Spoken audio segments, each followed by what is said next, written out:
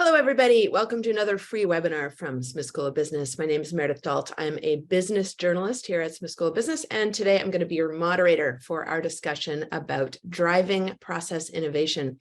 We're going to hear about how to reimagine your organization by thinking like an entrepreneur. And as always, today's webinar is presented by Smith Business Insight and by Queen's Executive Education. A couple of housekeeping things. Our hands down most popular question we ever get is, will we get copies of the slides or a recording? So I just want to confirm, yes, by being registered for today's webinar, you are going to be getting a link to this recording. You'll be getting it by email in a couple of days. So you will not be getting the slides, but you will be getting a link to the recording. We hope that you'll share that with people in your own network. We do hope that you will also ask questions, and I want to ask you to please use the Q&A button only for asking questions. I will only be checking the Q&A panel for questions when we get to questions, so don't put them anywhere else. Put them in the Q&A section and get them in early and often. We will get to as many as we can in the second part of today's presentation.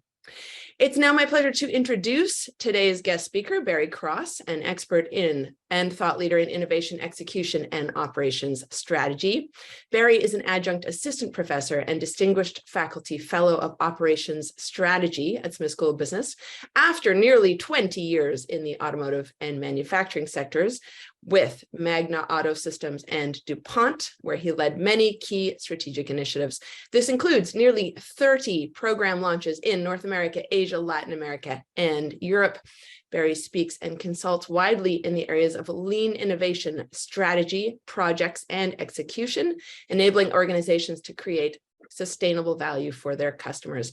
He is also the best-selling author of 3 books, including Simple, Killing Complexity for a Lean Age, and Agile. And we're really very lucky to have Barry with us today. I'm going to just remove myself now from the conversation. Barry, you're going to take over, and then I'll come back when it's ready, when it's time for Q&A. So with that, goodbye.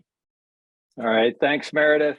And thank you to everybody for being here. And I think in the interest of simplification, I need to find a way to simplify that bio. But anyway, here we are. Our count, we're getting up close to 400 people here actually attending with us live right now from obviously a number of different locations. So we certainly appreciate your time here and joining us. We wanted to start the year off talking about some of the challenges that many of our organizations are facing, and more importantly, what can we start to do about them? And it's interesting because many organizations, they say, hey, we need to be more creative, or we need to find a way to be more innovative. But it's really that kind of next step in, what do we do, right? How do we start to do that? That they tend to struggle a little bit with. And even more interesting for me is that the largest opportunity for innovation inside of most of our organizations is going to be process or service based. So this is less about some of those products and, whiz bang technology than it is about some of the things that we do and honestly, the way that we work. So let's talk about, how we got there. Or how we got here, excuse me.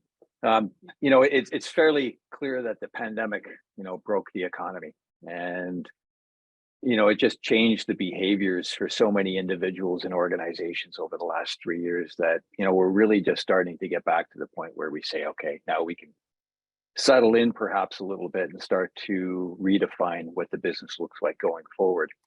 But the challenges are still out there, and while from a pandemic perspective, we may have started to return to some normalcy in our behavior.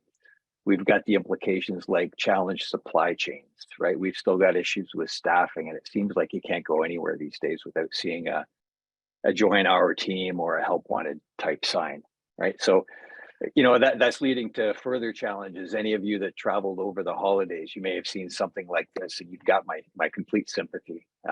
It doesn't have to be this way. We can fix that kind of stuff. And yet through all of this, what we saw is that, with wages going up, people still had money to spend and they're willing to buy. And that's led to some of this inflationary pressure that we're starting to see. Now, this is certainly not all of our organizations. In fact, some of you are doing just fine and have done just fine. Demand is high. You've got, an ongoing order book. Staffing and employment levels seem pretty happy. Well, let's look at a couple of businesses like that as well. And this is really in the interest of not generalizing and saying, everybody's kind of in the same boat here. So I want you to think about that 5-star resort or maybe a Michelin-starred restaurant, one of your favorite places to go or to eat and dine and that sort of thing. And if you look along the left side of this particular chart, we can see some of the elements that this particular business might be evaluated on. And we can say, okay, from a customer perspective, this is kind of what the customers expect. They expect, very good experience. They expect good and great service and timeliness and exceptional food and beverage and that type of thing, right? And you know what? Maybe we've even got to the point where we're exceeding their expectations. We're doing more. And the way I refer to this is what we would call a bit of a positive gap. We've got a favorable gap as an organization between what we're doing right now and maybe what those customers are looking for. So when you look at that, you say, okay, you know what? We're in pretty good shape. Why do I need to innovate? Well, the problem we've got in that type of an environment is that, and the language we use here is that your customers get trained. They get familiar, they get comfortable. And in fact, that gap starts to close to the point where, and this may sound, almost unreasonable on behalf of our customers, but the customers are looking at us now and saying, yeah, that's pretty good, but what else have you done for me lately? And a bit of that kind of, yawn behavior, and completely unfair. And a colleague of mine used to say, you know what, Barry, this would be great business if it wasn't for the customers.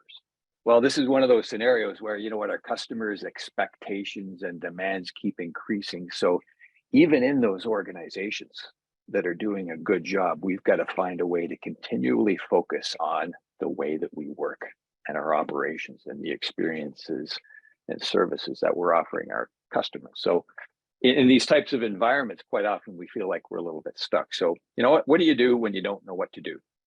Well, this is a bit of that scenario that in some cases we may feel like we're a little bit too busy to innovate. Well, the flip side of that, and this feels also cliche for some of you as well, it's a matter of reacting less to the environment we're in, and maybe we can start to think a little bit more proactively. So how do we get there? What do we do when we don't know what to do? Well, my colleague, and I've got just so much respect for this gentleman, his name's Ken Wong. One of his favorite questions is, what problem are you solving?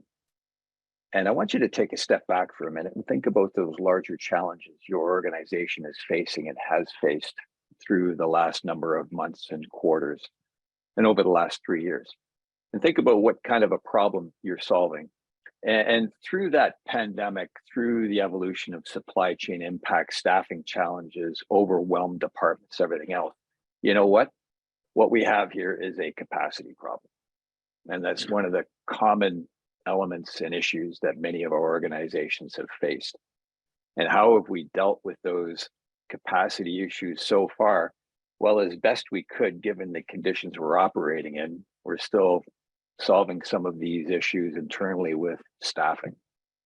And, this is where we need to start thinking about what else we can do. What can we do better? If I could look at this with a completely fresh lens, what might this problem and therefore solution and approach to that problem look like?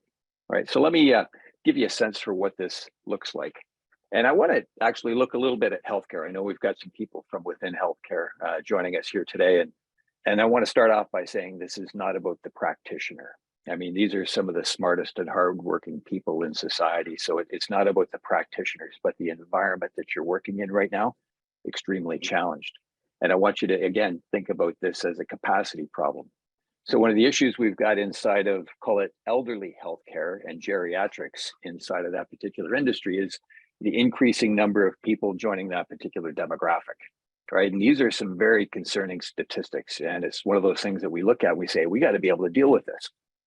So when we think of that growing number of boomers and seniors around us, and then those individuals have an accident, they fall, they trip, and they end up with some type of an acute challenge, a shoulder, hip, whatever it is, they end up inside of the healthcare system. And the problem we've got for those particular individuals is that the way the system and the environment's designed right now is that, they're spending long amounts of time recovering from that particular challenge. And while they're with us, it can often be viewed as a bit of a hostile environment. And again, not the practitioners, but while I'm there, I catch a secondary infection. While I'm there, I fall and hurt myself again. While I'm there, I catch, pneumonia or whatever other event that ends up extending my stay inside of that particular system. All right. So what do we do? Well, there's a really smart guy. His name's Dr. Samir Sina over at Mount Sinai Hospital in Toronto, and he's the head of geriatrics. And one of the tactics that we use when we want to start driving process innovation and a fresh approach inside of our business, we start asking good questions.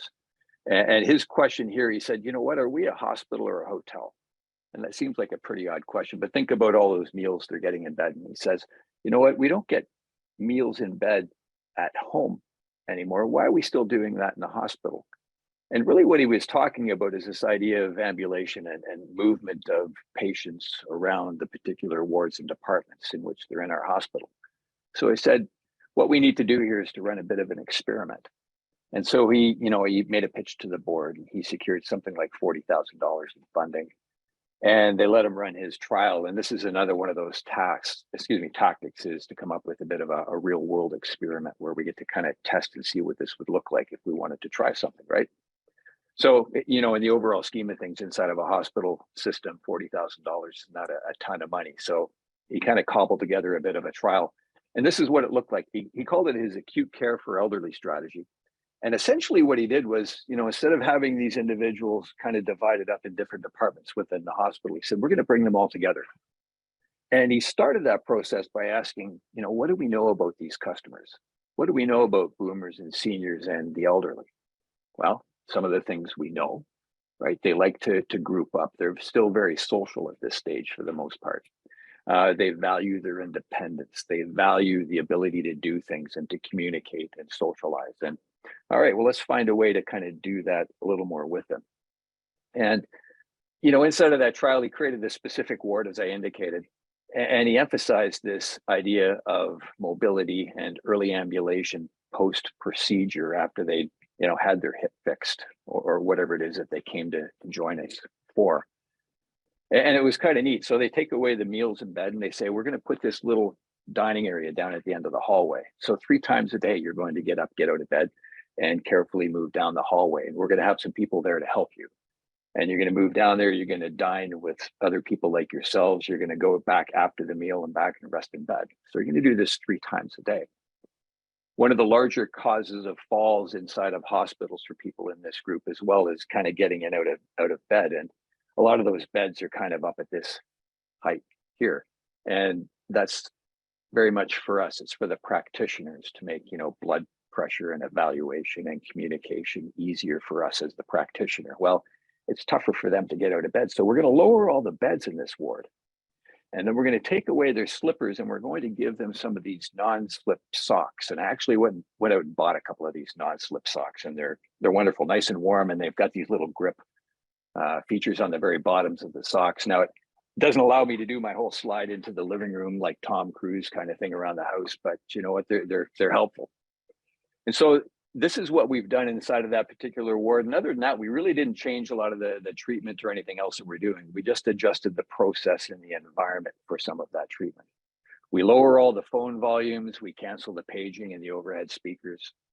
And it was interesting because what happened was in Dr. Sina's experiment, all this movement and socializing and going down to the end of the hall and everything else created this level of call it comfort, and the mobility, I think, tired out some of the patients a little bit as well.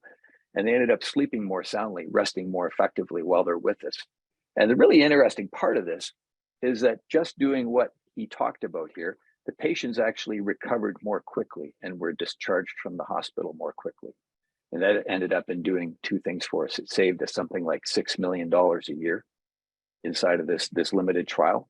And it actually, because the patients are checking out more quickly, it increased our capacity. Reduced cost, increased capacity.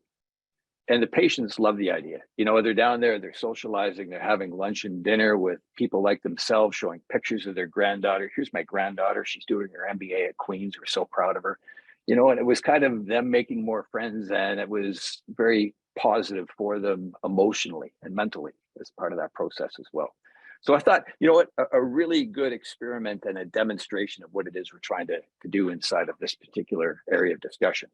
So this is what process innovation is. It's not really about that idea of personal creativity. And so many people say, I'm not creative. That's not me. Well, you're probably a lot more creative than you give yourself credit for. We all are, but society's done a very good job of suppressing some of that creativity. And B, you don't really need to be all that creative to apply some of the tools and tactics that we're talking about here.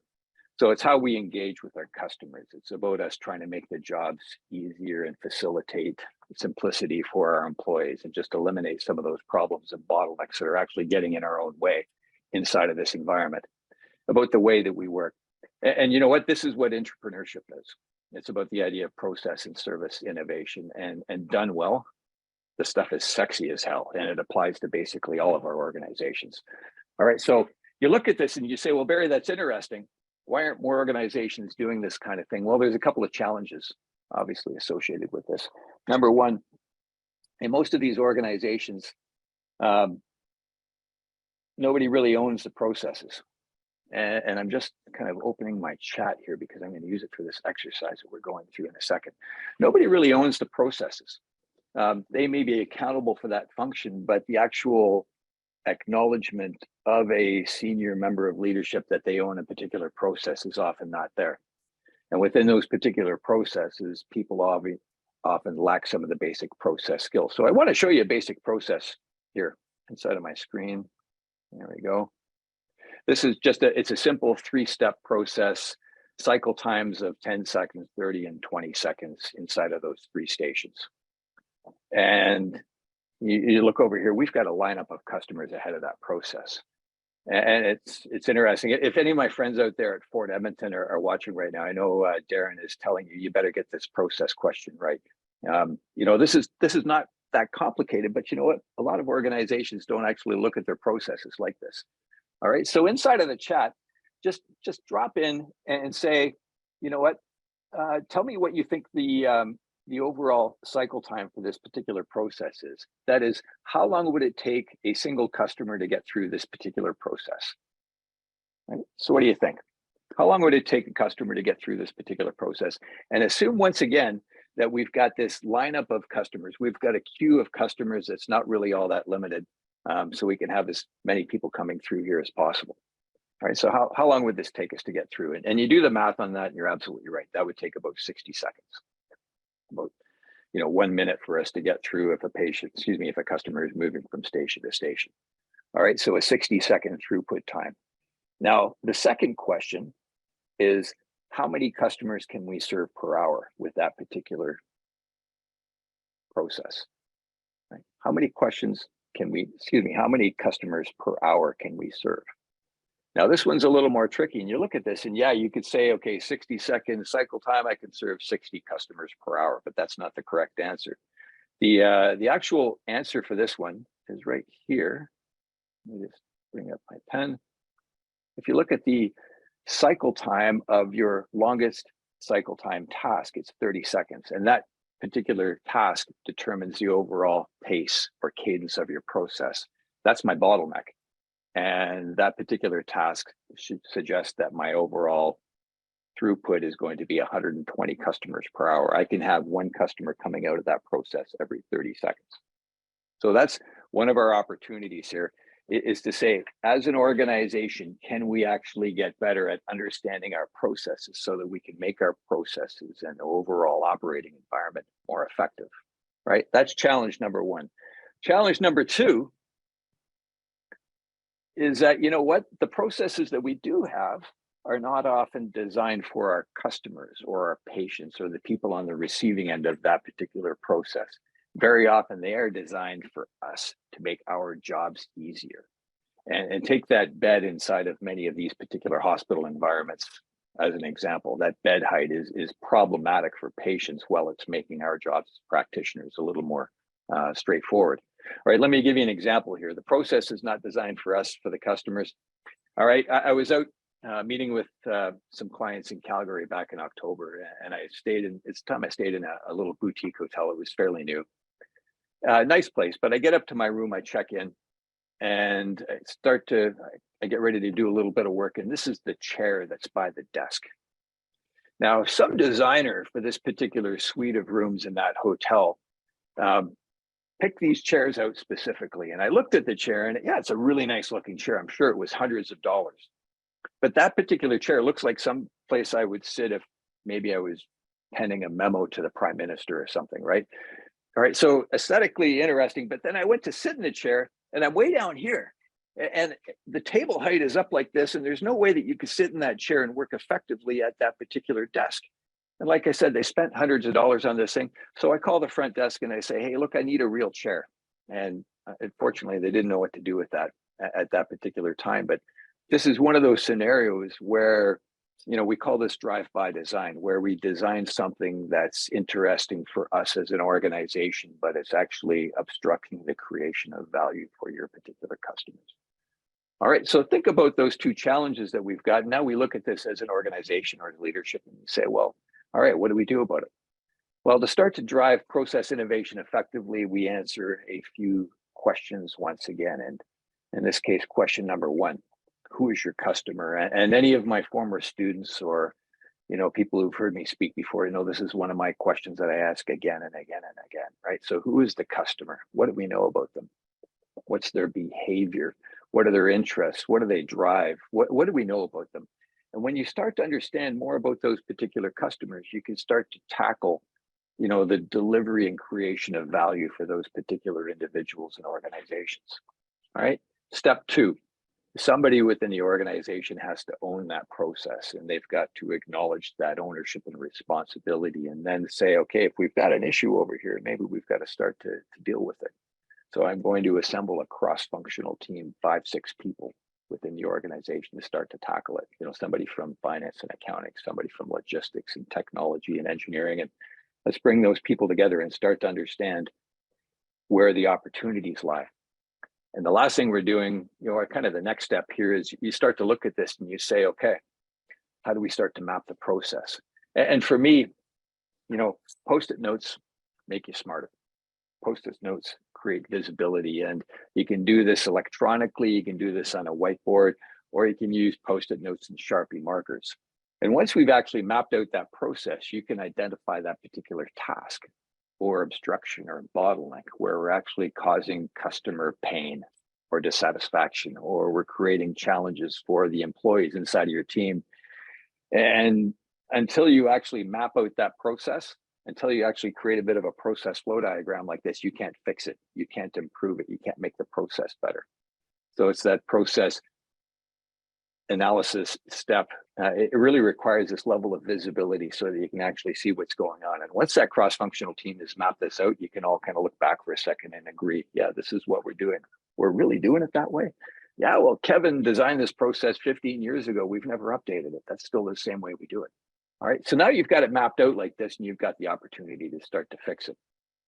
And it's interesting because, you look over time, and I talked initially about the pandemic, and it's interesting because the pandemic has had a longer term effect, not just immediacy associated with people being off and removed from the business and working at home and that type of thing. It's changed the actual needs of many of our businesses. Our customers have changed. Those customers we just talked about a second ago. What's important to us is very different than it used to be. We want more control because we had so much control taken away from us over the last 3 years. We want more transparency and visibility. And our employees, the people that work for us, work with us inside of these organizations. In many cases, some of the departures and turnover that we're witnessing is because of some of the challenges associated with the job.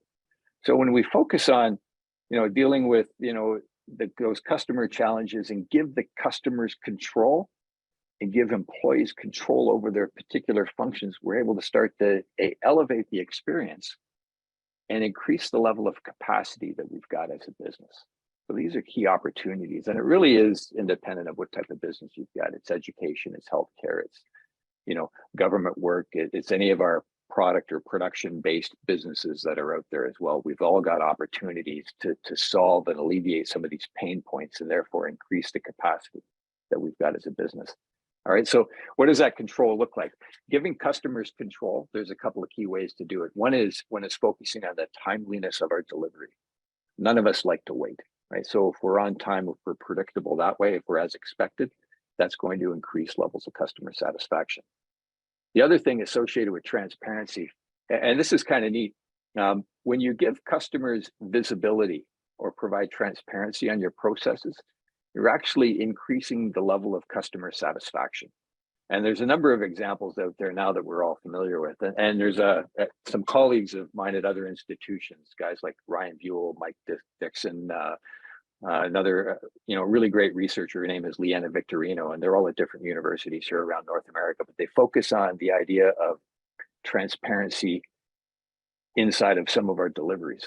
And some of the things that we've learned through their research is that by increasing the transparency for our customers, for our patients, for the people on the receiving end of our service, you're enhancing their level of control, you're enhancing their perception of your service delivery, to the point where those customers, patients, whoever are actually more patient. When I can actually see the work going on, or I get a sense of where I am in the queue, I'm going to be more patient. The other neat thing is, if you look at this, the Coke example in the upper right of your screen, they've proven that people are actually willing to pay a little bit more when there's transparency as well. So I'm going to pay a little more for a beverage out of a transparent machine delivery where I can see all the mechanisms and everything else going on than I would where it's all shielded behind this giant logo. So this is kind of cool. So if I increase the transparency inside of my processes for my public, for my customers, it actually increases their level of satisfaction. Flip it around, if I provide increased transparency for the operators, the real quality of that delivery also increases. All right, so there's a couple of neat opportunities that are associated with this type of work. All right, so this is kind of one last little thing I wanted to show you, and it's a bit of an exercise. And when we focus on the idea of rethinking the way that we work and driving that process innovation, let's move away from our healthcare example from earlier, and we're going to talk about something very germane and something that's often and historically been viewed as a bit of a dreaded task, and that's the idea of grocery shopping. And I think part of that dread, here in North America at least, is that we've always shopped like it's a zombie apocalypse out there, right? And we're buying $300 worth of stuff, and it's a long-term exercise. I really think the folks in Europe and parts of Asia have it all figured out, where they're kind of 15 minutes, let's buy the stuff that we need for today. But when you look at this, I want you to think about the process associated, at least in the early stages of the pandemic. And in that 2020 timeframe, this is what it looked like, right? You were lining up. You were lining up outside, and you'd pull into the parking lot, you'd see the lineup in the queue, and you're saying, oh, here we go, right? And then you'd eventually get into the store, and you'd end up lining up here again as we started to check out.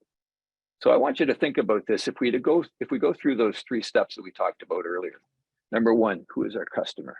All right, so in this particular phase, what do we know about those customers? What do we know about the way that they're engaging?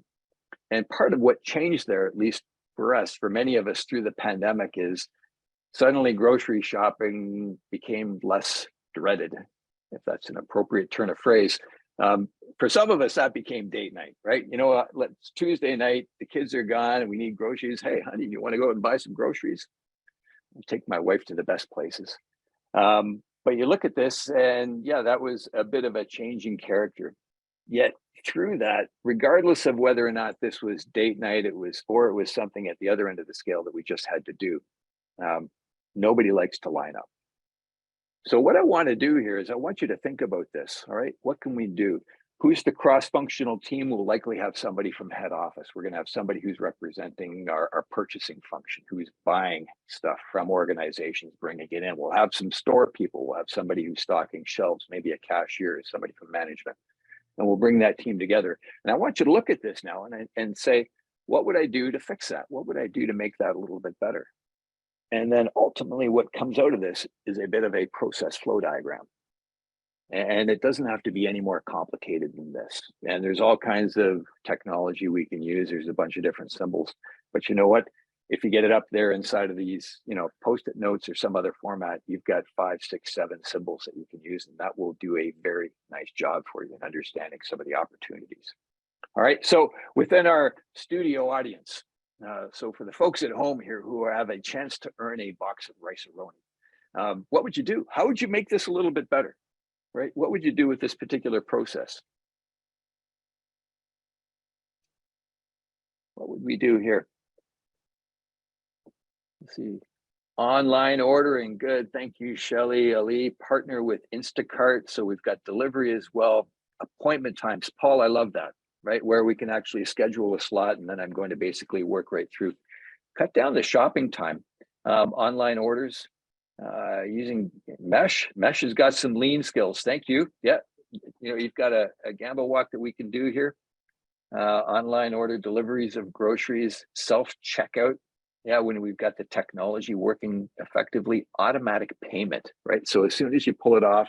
Now, Jennifer has seen what some organizations are doing, and that was great, folks. I really appreciate that. It helps us understand, some of the opportunities. It's interesting because one of the other things that we say within innovation like this, within intrapreneurship, is that I don't have to be able to come up with brand new ideas. You're able to pull ideas from other organizations, other types of business, and apply those functionally here for us as well. And in a case like this, you look at that overall store experience, and we tended to focus here. We tended to focus here on the right side because that's the most significant pain point for us. And that translates and transfers into our minds from all kinds of different businesses. We really don't like to wait. If you go outside of the organization as well, you can say, well, you know what, we got another line up here that we got to deal with. And the challenge with this visible line outside is that many of you through the early periods of that pandemic would look at this and say, look at that lineup, right? And you just turn around in the parking lot and you'd leave. And the problem we've got inside of a service organization is that when we lose that customer, yeah, they may come back, but they might also go to another grocery store and there's less lineup there. And they might try that grocery store and say, hey, look, this isn't too bad. And the problem we've got inside of a service organization is that your loyalty is only as good as the fact there's not somebody better next door. And we've given them a reason to try that organization next door because our particular process was constrained in this case. So what do? So it's interesting because if I fix this internal lineup, I'm going to eliminate the external lineup as well. And this is kind of cool. I'm going to talk about how we can do that in just a minute. Many of your ideas would absolutely have an impact on that internal lineup, that internal queue. All right. But outside, what else can you do? If I'd ordered ahead of time, yeah, I can just kind of drive by and they'll put the groceries in my trunk. I don't even have to line up. I may be able to walk up that line, and if somebody only needs 3 or 4 things, I can enter that order in an iPad or something, and then those bags are brought to them at the front of the line. Maybe we start providing coffee or hot chocolate beverages. Maybe we have some outdoor music. Maybe we have a Shopsy cart providing hot dogs, and barbecue, and that sort of thing. And what you're doing in that case is you're making the wait a little more tolerable. If we have to wait, let's make it an experience that's not going to be so bad. The challenge we had through this period of time is that many managers and leaders inside of these particular businesses would say something like, you know what, people have to eat anyway. So why do we have to do anything?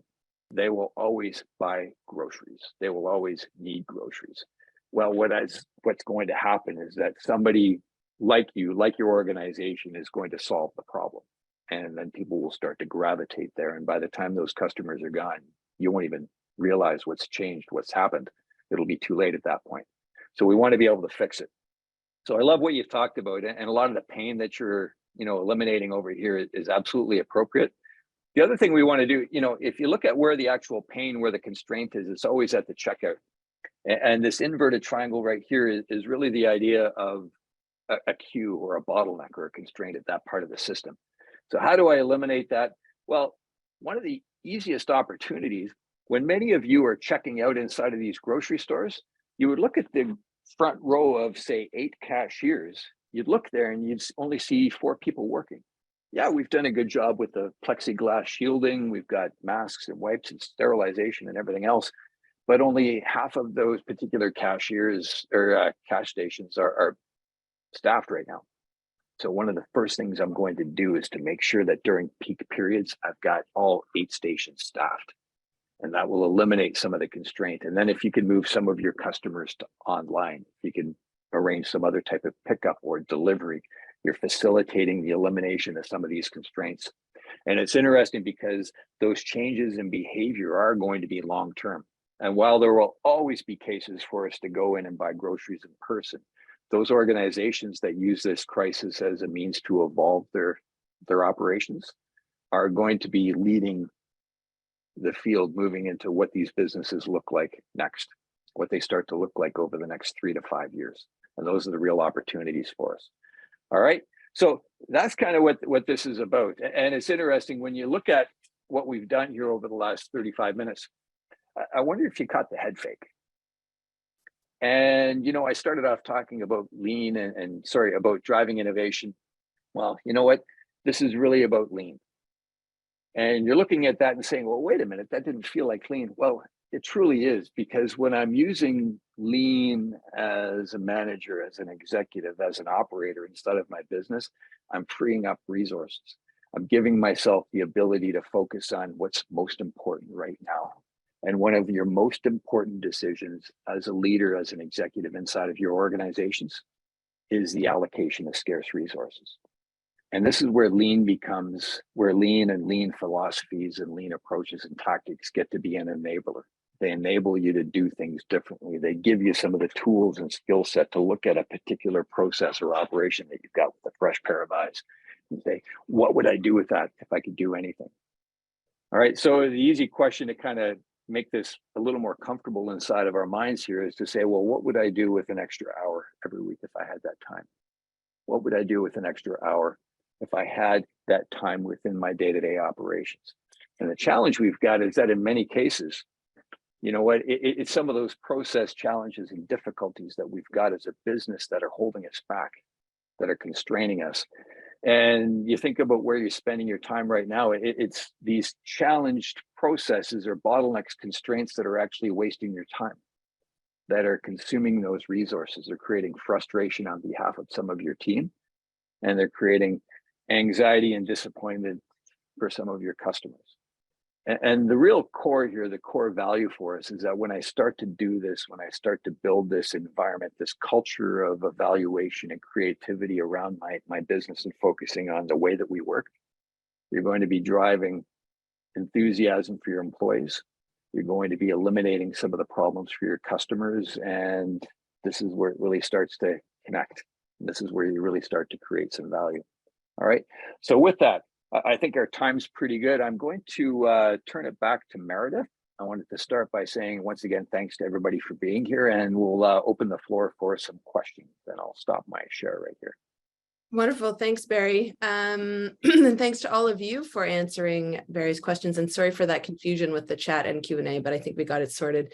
I want to start with a question, Barry, from Francois Marcoux, which is, and someone else has asked a similar question. What could be a good strategy to address the issue that often arises that the busiest people in an organization, for example, nurses in a hospital, are both the ones that would benefit the most from process innovation, but are also the ones that have the least amount of time to allocate to innovation activities? How do you help Francois here? Right, and the question's right on the money. The people that we need to engage as part of that team are the people that we can't afford to pull away from the day-to-day activity we've got. So many of our operations are like that. Part of what we do there is we discuss a bit of the vision. What could this look like if we did the activity? And even if it means we've got to pull them in off shift and pay some overtime. The upside for the people to engage and to participate in that particular idea is, you know, where we can say, you know what, imagine a world where you didn't have to, you know, whatever that task is. Imagine a world where, you know, your charting activity is done concurrently with the work that you're doing, or you didn't have to do this as part of your day-to-day responsibility. And, you know, we as, call it, leaders in these organizations have to start by imagining that future a little bit and imagining a world where we don't have some of these particular challenges that we're facing right now. And then you start to build and communicate that vision and help them understand the reason for this.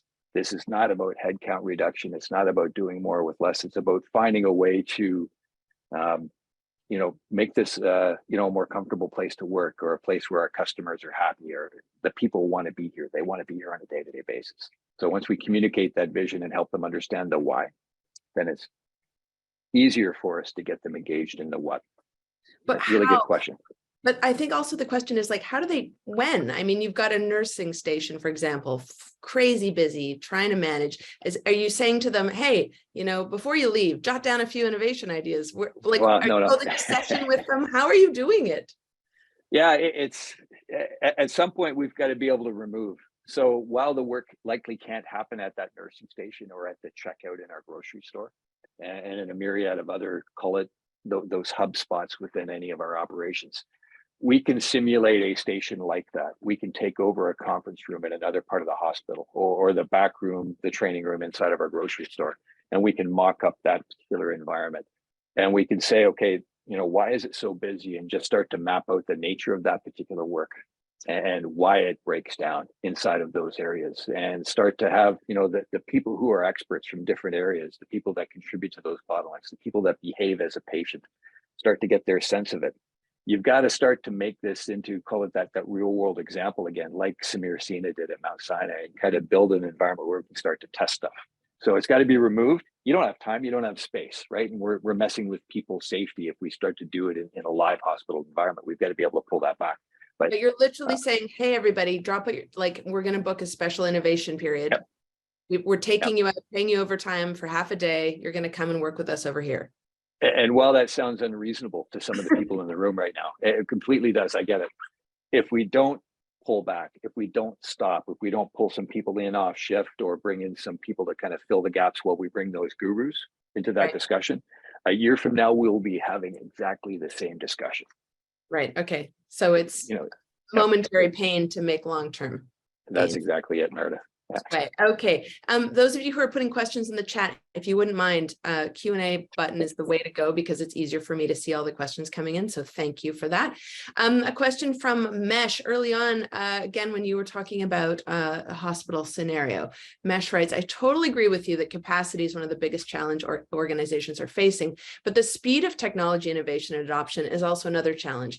What kind of advice do you have for an organization's who is reactive in terms of technology instead of being proactive in adopting technology and creating customer experience, increase efficiency, productivity, and return on investment? Question. Yeah, and there are so many really good, they're technology organizations, health tech, financial technology, and banking. So many opportunities that way that are changing the way that we work from a virtual and technology standpoint going forward. How do you commit resources to it? How do you really solve some of those problems? I will always solve a problem in an analog model before I automate it. And sometimes that analog version means mapping it out in post-it notes, looking at the processes in which people work. After I've solved the problem from an analog perspective, if I can then layer on some enabling technology, absolutely. Right, let's talk about it and think about it then. But when you talk ROI, when you talk about engagement and training, I mean, quite often what's actually happening is that we'll automate or apply technology, and it's not actually solving the problem for us. It's just speeding up the accumulation of constraints or other challenges, or ineffective communication. You can look at email and the way we conduct meetings right now as an example. Fix the problem from an analog standpoint, and if you can layer on technology later, that's great. But even solving it in an analog in how we're working right now approach is going to pay dividends more effectively and less expensively right away. And then maybe you've got the ability to go looking for a particular piece of tech that solves this other constraint that you've got. Right. Okay. So going back again to Ken Wong's, what problem are you trying to solve? Bam. Right. That's why we love Ken. Right. That's exactly it. Thank you. Sandra McDougall writes, what about organizations that don't have clearly defined customers? For example, nonprofits with large community mandates, such as plastic in the ocean. Sandra, great question. The perspective that I've got is that even internally, or even more broadly as a level of society, we've got customers out there. And just about every process that you look at, even approach, and what you're talking about specifically, plastics in the ocean, is a bit of a behavioral problem within society. And you look at some of the solutions that we've got. We've as of what was it, January 6th or something, we've banned all single-use plastics here in Canada. And that's going to start to change behaviors, not only for us as individuals, but as organizations who maybe provided single-use plastics as part of my takeout package at a restaurant, that sort of thing. But I think, inside of any operation out there, any goal or objective within society, we do have a customer. And in this case, we're talking about maybe a customer that's a little further down the road. And at some point, somebody is going to bear the pain, the customer dissatisfaction or society pain associated with that island of plastics that we've got in the ocean. So what are we prepared to do with our processes to change them in the meantime? What's really cool about that too is how quickly, we as society had already started changing. We've been moving and adapting. We all had those, multi-use grocery bags by our back door or even inside of our vehicles. We as society were ready to eliminate single-use plastics far in advance of some of the organizations. So, sometimes it just takes a bit of a mandate or a policy change like that to create that tipping point for us to be able to move on to the next thing. Right, good point. Thanks. Yazama Terani writes, how would Barry translate implementation of transparency with clients into transparency with employees to reduce rates of resignation in an organization? I understand the reasons why staff would leave matters. That's such a good opportunity of focus for so many of us. And some of you have looked at this and started to realize, okay, if I resolve some of my process challenges, I'm going to lead to happier staff. And if I have happier staff or increased capacity, maybe I see less turnover on one hand. Maybe I don't need to hire and find as many people as I think I do need to right now. So there's a true staffing opportunity when this is done well. And this is part of Ryan Buell's research. When he looked at this, he said, okay, I'm going to tackle the transparency issue from a customer perspective, but what happens now if I put a camera facing the people in this dining hall that the chefs, that the cooks in the kitchen can actually see, and it actually increased their level of enthusiasm. So not only did the quality of the work get better, but the level of enthusiasm increased for those staff and operators because suddenly they're more connected to and engaged with their particular public. So I think this is really interesting. When you can actually connect those two parties together, it seems like there's almost a mutually reinforcing opportunity for enhancement, and morale goes up, quality of work, sometimes pace can go up without actually, making them feel like they're working harder. They're just more enthusiastic about some of the work that they're doing. Well, I suppose it also reinforces that what you're doing matters to someone.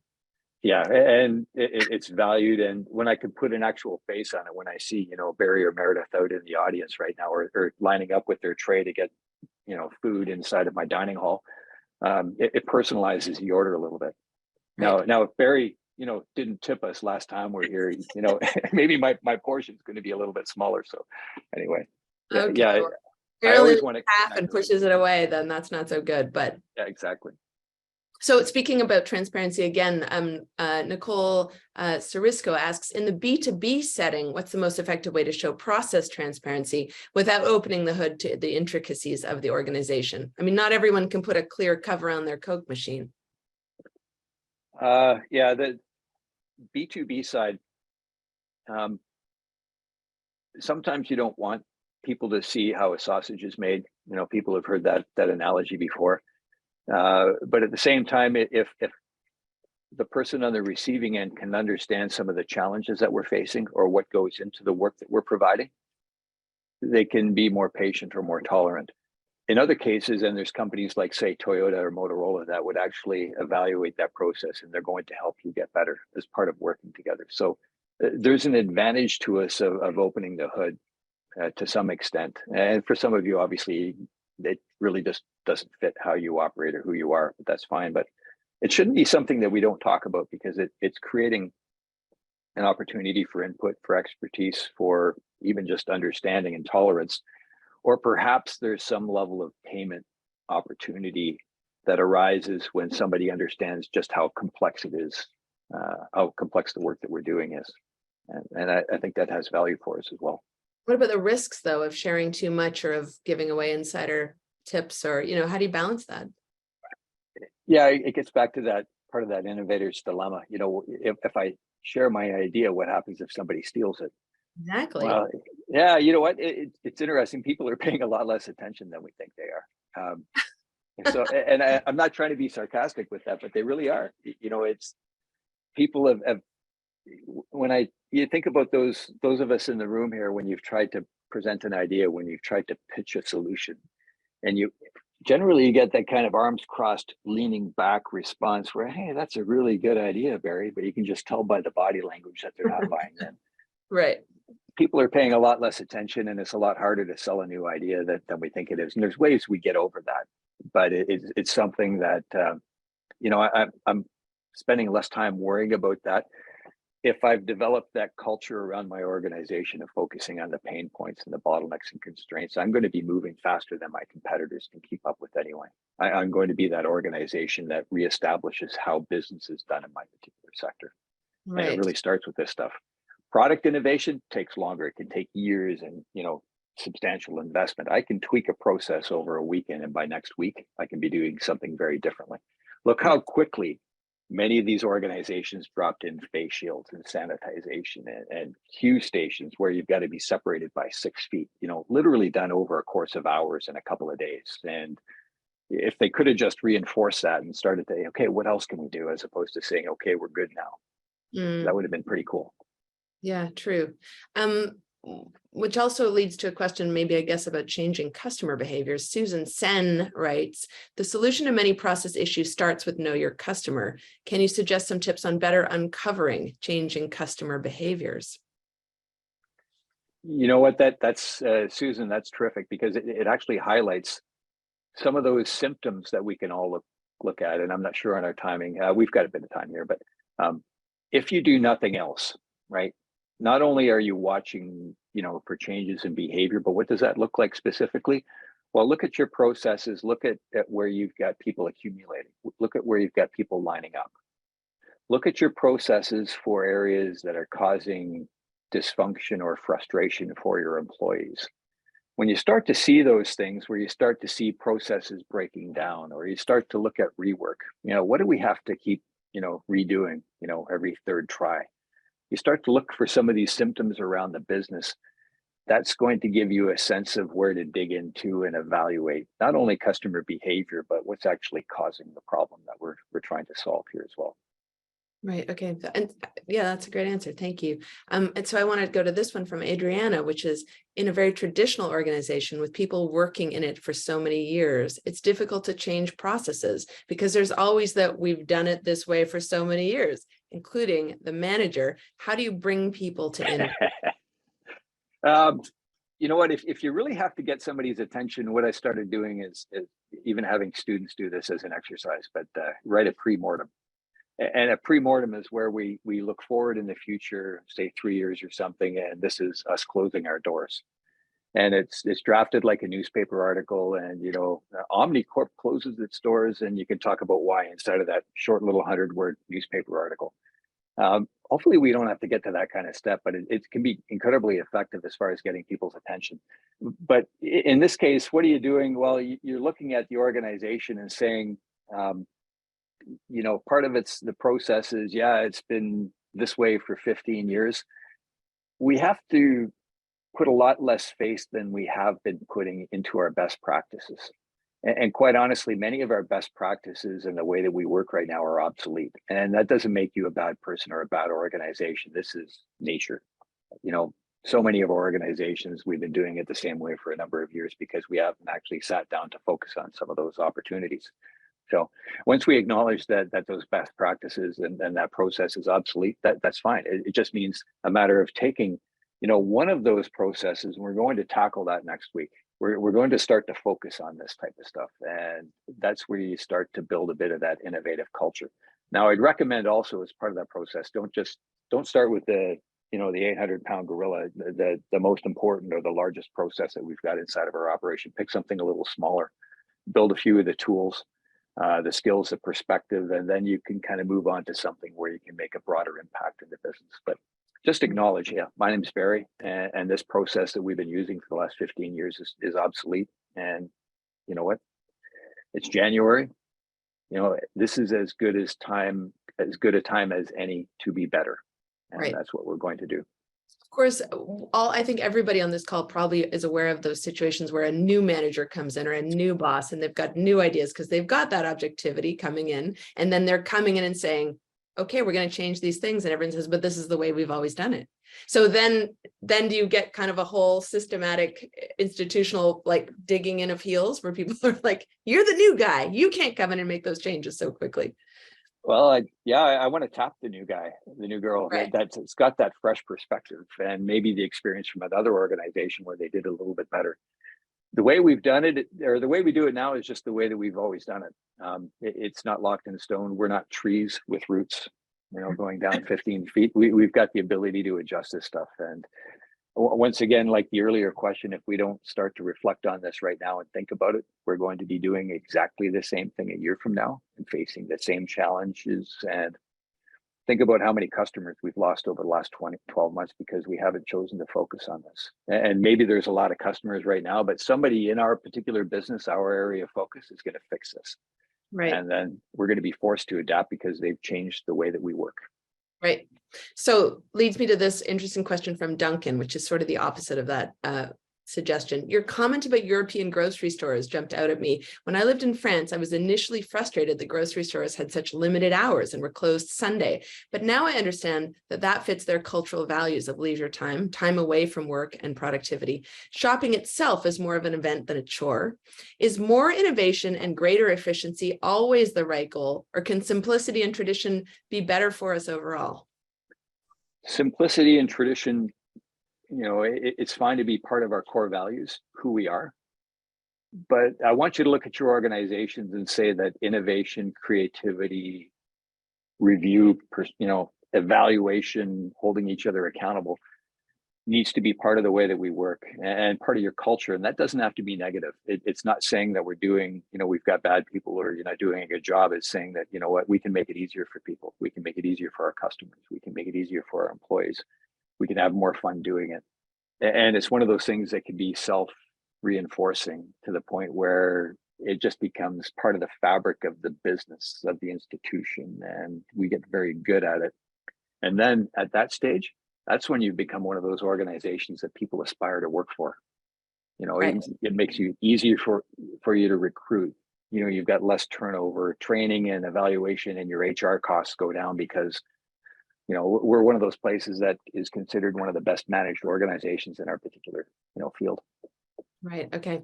We have so many more questions, Barry. We could do this for hours more. I want to leave with a really interesting thought from Derek Lewis about his question is, will change management consultants survive the coming wave of AI? With legal and web design jobs likely being eliminated. I mean, is this a growing area, or are we actually literally wondering if AI is going to do it for us? You know what? I saw that question go by in the chat earlier, and I looked at that and said, "Wow." There's always going to be a place for outside expertise and people to advise and help us. And perhaps the first time through, you want a bit of help in this. Meredith's going to talk about a couple of programs we've got coming up where we spend a day talking about this kind of stuff and give you some of these tools to take away. I hope you think about that. But these are not tools that you need long-term support with. Once you've done a bit of this, once you've gone through the first few exercises, you've built that skill set, and none of this, cliche, but none of this is rocket science. And just having the ability to reflect and review and say, I can do better with this particular stage here, or I can evaluate that constraint. These are life skills. I want people in my organization who are gurus in this space. And while I still may need an advisor or a consultant in particular areas, this is not one of them. Technology will enable you, but you still got to understand the core processes, because when I start to automate or create AI around busted processes, all I'm doing is speeding up and creating more expense around the problems that evolve from it. So you've got to be able to fix the core analog processes first, design them that way. And then once you've done it, it becomes more sustainable for the business. Okay, so we can't have AI fix our problems till we know what problem we're trying to fix. Well, here we are, we're back to the beginning again, right? Yeah. And do you really want AI solving those problems? I want Siri or I want Alexa to be able to answer a question for me and tell me what the weather is, but I'm not putting them in charge of my meal planning. We'll see what happens. Okay, speaking of those programs, I always do take a moment at the end of these webinars, as you just pointed out, to promote some of the learning opportunities coming up through Queen's Executive Education. Today, I want to point our viewers to this one-day program on innovation and intrapreneurship. I understand this is the one that you're going to be teaching on, Barry. Quick, you get 1 minute to promo it. It's more and greater depth around what we've talked about today, and Meredith's put me on a time limit. There's a live event in Toronto at the end of March. I would love to see you there. This stuff works so much more effectively in a live environment, you know, and it's rolling up our sleeves and actually doing the tools and working through the processes. But we've got a virtual one for people who are not able to be with us in Toronto coming up in May as well. So love to see it. We're refreshing the programs given the environment and the needs of our customer right now. So the write-up on our site is going to be updated a little bit further, but it's still about you. This is something for every organization, and I hope we can connect again. Thank you. Okay, that's fantastic. So, so viewers interested in any of these programs, so March 31st in person in Toronto or May 16th online, visit smithqueens.com/execed for more information about this. And you get the chance to meet Barry in person if you don't already know him. So what a delight. You should consider that. Finally, our next webinar, our next free webinar, it's coming up in 2 weeks. I hope you're going to join us on January 25th for a session with the amazing Julian Barling on building the brave new workplace. In this session, we're going to be discovering the 7 keys to productive, healthy, and safe organizations. So keep your eyes on your inbox. You will be getting information about that webinar happening in just 2 weeks. You're also going to be getting a recording of today's presentation. So keep your eyes peeled for that as well. Barry, there were so many great questions. I'm going to see if we can get those to you so you can see the kinds of things people were asking. Audience, you were fantastic. Thank you for your engagement. And Barry, thank you so much for sharing your insights with us today. It's always a pleasure. I hope that we'll see you soon. And audience, I hope you'll join us again soon as well. See ya.